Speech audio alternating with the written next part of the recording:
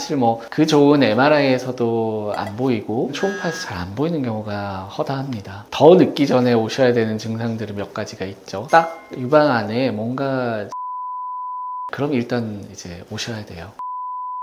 진짜 이제 암이다. 그럼 이제 2기부터 시작하는 경우가 많죠.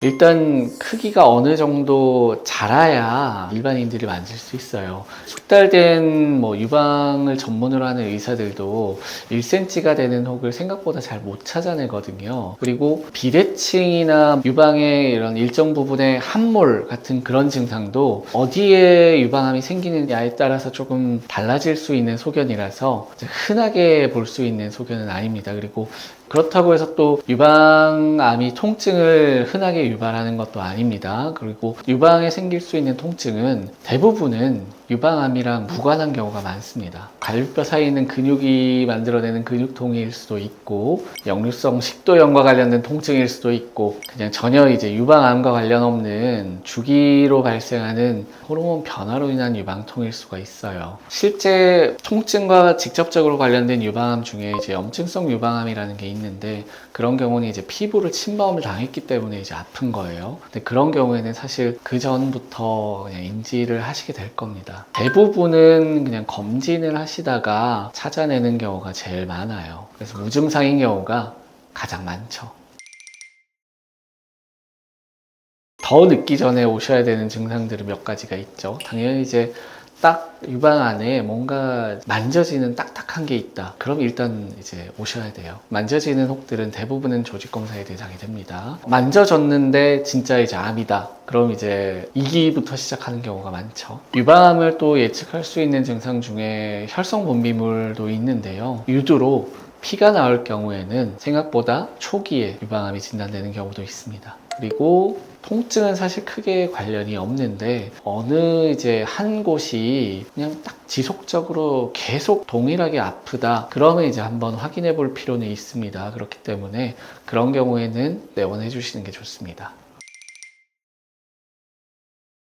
네, 맞아요. 이게 증상이 사실 있다고 한다면 대부분 진행이 이미 좀 된 경우가 많고요. 만져져서 오는 경우는 뭐 2기 이상 진행이 돼서 오는 경우들이 많고요. 비대칭이나 피부에 침범한 유방암인 경우에는 좀 많이 진행된 경우도 있죠. 유방암의 치료를 결정하는 가장 큰 요소가 첫 진단을 언제 하느냐인데 이제 늦게 발견할수록 재발도 많고 유방암으로 인한 사망률도 올라가게 됩니다. 초기에 진단을 하게 되면 당연히 이제 대부분의 유방은 굉장히 치료 성적이 좋아요. 이제 5년 생존율은 거의 99%에 가까울 정도로 아주 성적이 좋습니다. 그런데 문제는 그렇게 이제 초기에 유방암을 잡기 위해서는 당연히 진단을 잘해야 되겠죠. 특히나 영기 유방암 같은 경우는 이제 혹도 없이 단순 미세석회만으로 진단되는 경우가 대부분인데 그런 경우에는 이제 미세석회를 얼마나 조기에 잘 구별을 해서 정확하게 검사를 하느냐가 굉장히 중요한 요소가 됩니다.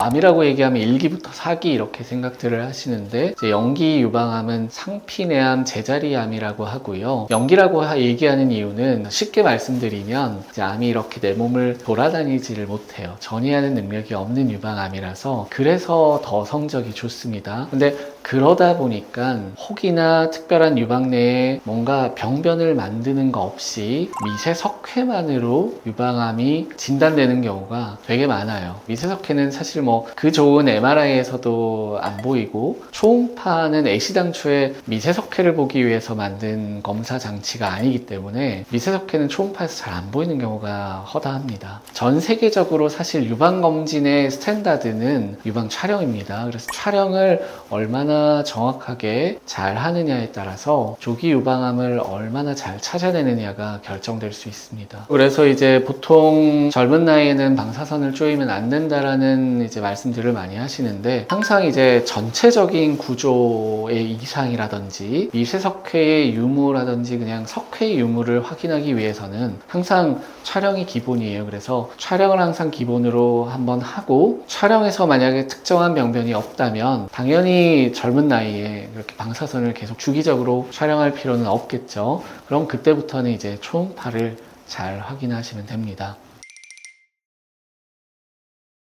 미세석회 같은 경우는 이제 촬영 장치의 영향을 많이 받습니다. 장비의 영향력이 크다라는 사실을 아셔야 하고, 좋은 장비가 있는 병원이 이제 석회를 더 잘 찾아낼 확률이 높아요. 그리고 단순히 이제 석회만 보인다고 해결이 되는 건 아니고, 이 많은 석회들 중에 정말 유방암이 의심되는 꼭 조직 검사가 필요한 석회가 어떤 것인지 초기 단계에서 잘 찾아낼 수 있는 의료진이 있는 병원이 좋습니다. 더 나아가서 만약에 조직 검사가 필요하다면 다양한 방법으로 석회를 정확하게 찾아낼 수 있는 병원이 더욱 좋겠죠. 저희 의원 같은 경우는 이제 유방영상의학과와 유방외과 두 과가 이제 협진 체계로 진료를 하고 있기 때문에 검진뿐만 아니라 진단과 치료까지 다 가능한 그런 병원이 될 수 있죠.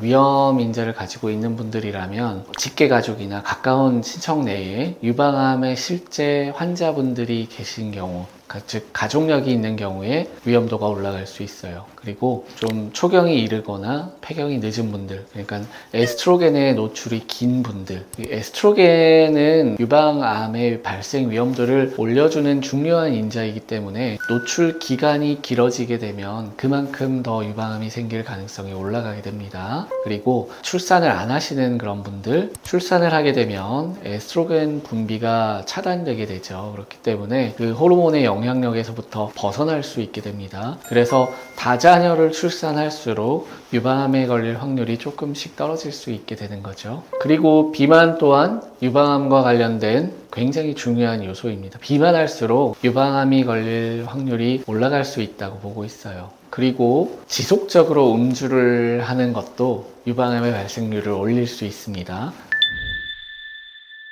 이번 영상에서는 이제 조금 진행됐을 수는 있지만 꼭 놓치면 안 되는 증상들에 대해서 말씀을 드렸는데요. 증상이 없는 상태에서 정기적인 검진을 통해서 조기의 유방암을 진단하는 것이 가장 중요합니다. 그리고 대부분 병원에 내원하시는 분들은 유방에 대한 통증에 대해서 막연한 두려움을 가지고 계시는데, 사실 통증 자체는 다시 말씀드리지만 유방암과 그렇게 관련성이 높지는 않습니다. 그래서 너무 막연하게 내가 아프다고 해서 잘못되는 것이 아니냐, 유방암이 아니냐 미리 너무 고민 많이 하지 마시고, 또 일어나지 않은 일들에 대해서 너무 두려워하지 않으셔도 됩니다. 오늘 준비한 영상은 여기까지입니다. 이번 영상이 도움이 되셨다면 구독과 좋아요 부탁드리겠습니다. 감사합니다.